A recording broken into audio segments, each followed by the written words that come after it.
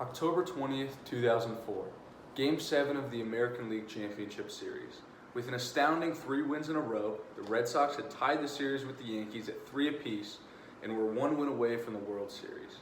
Could they pull off the greatest upset the sports world had ever seen? The answer was a resounding yes. A 2-run home run in the first by David Ortiz started the offensive barrage by the Red Sox. 3 more home runs, 2 by Johnny Damon and 1 by Mark Bellhorn, sealed the 10-3 victory. Back in Boston, fans busted out of the bars, parading around the streets of the city in Fenway Park. A 3-0 comeback that had never been seen before by the baseball world had just occurred. Their dream had become reality, and for the first time in 18 years, the Red Sox had another chance to win the World Series and break the 86-year title drought that had haunted Boston and its fans for decades. How could a team who had no chance of coming back from a seemingly impossible deficit find a way to win when just 4 days earlier they were on the brink of defeat? I've always loved the game of baseball since I was little, but something about this series has always stood out to me. The big moments and the magic of the comeback are what every baseball player wishes they were a part of, and I'm no different. Now, let me tell you the story of the 2004 ALCS, the best playoff series we will ever see transpire on a diamond, and how late-game heroics by Dave Roberts and David Ortiz and a bloody sock won the Red Sox the American League pennant. In Game 4, facing elimination, Dave Roberts' stolen base and game-tying run in the ninth, and David Ortiz's walk-off homer would seal the win for the Sox. The first 8 innings were anything but ideal for the Red Sox. They had a brief lead in the 5th, but the Yankees scored the next inning, leading the game 4-3 going into the 8th. When Mariano Rivera jogged in from the bullpen, Red Sox fans around the country began to give up hope. You see, Mariano Rivera is one of the best closers of all time, and arguably the most dominant in the postseason. Being the only player that has been unanimously voted into the Hall of Fame, he was feared throughout the league. For the Sox, this was the last person they wanted to see on the mound. When they went down quietly in the 8th, they only had 3 outs to score the tying run and force extra innings. In the bottom of the 9th, Kevin Millar, their seasoned first baseman, drew a walk on 5 pitches. Dave Roberts, known for his speed, pinch ran for him. The Red Sox needed a runner in scoring position, and Roberts delivered, stealing the most important base of his career. The next batter, Bill Mueller, singled to center field, and the Red Sox had tied the game. Mariano Rivera had blown his first save of the postseason, something he rarely ever did. The game went into the 12th inning, and with no outs and a runner on first, David Ortiz stepped up to the plate. He hit a walk-off home run to right field, and the Sox would live to see another day. Moving on, in Game 5, David Ortiz's late-game heroics once again propelled the Sox to another elimination game, despite Pedro Martinez's poor performance. In the past, Martinez struggled against the Yankees, so much so that in a post-game interview a month earlier he said, "I just have to tip my cap and call the Yankees my daddy."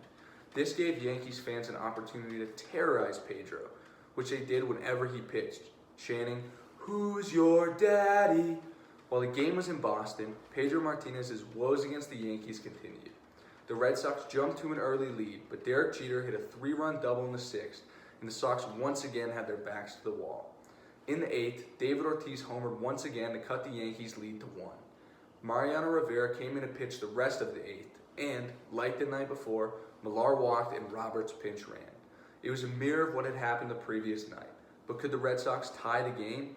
The answer was yes. Dave Roberts made it to third and scored on a sac fly to center. According to Baseball Reference, Rivera had blown 2 saves in the postseason for the first time in his decorated career. The game went into extras once again, though the next 4 innings were fairly uneventful, with each team unable to hit with runners in scoring position. With 2 outs in the bottom of the 14th and 2 runners on, David Ortiz made his way to the batter's box.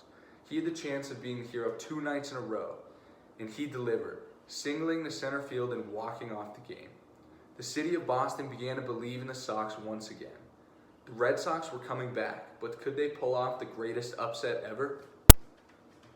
In Game 6, Curt Schilling, the number 2 pitcher for the Red Sox, pushed through his ankle injury, the infamous bloody sock, and dominated the Yankees, carrying the Sox to a 4-2 victory and giving them a chance at history.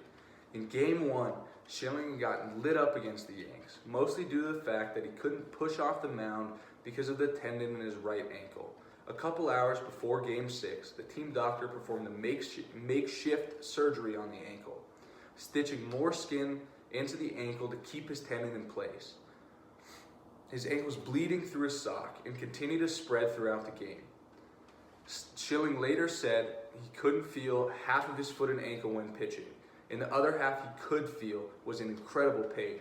If you watch the game, you can see that he could barely walk to and from the dugout, limping the entire way. However, he pitched a great game, allowing 1 run through 7 innings. With the Red Sox up 4-2 in the 8th, one of the most infamous plays of postseason history happened.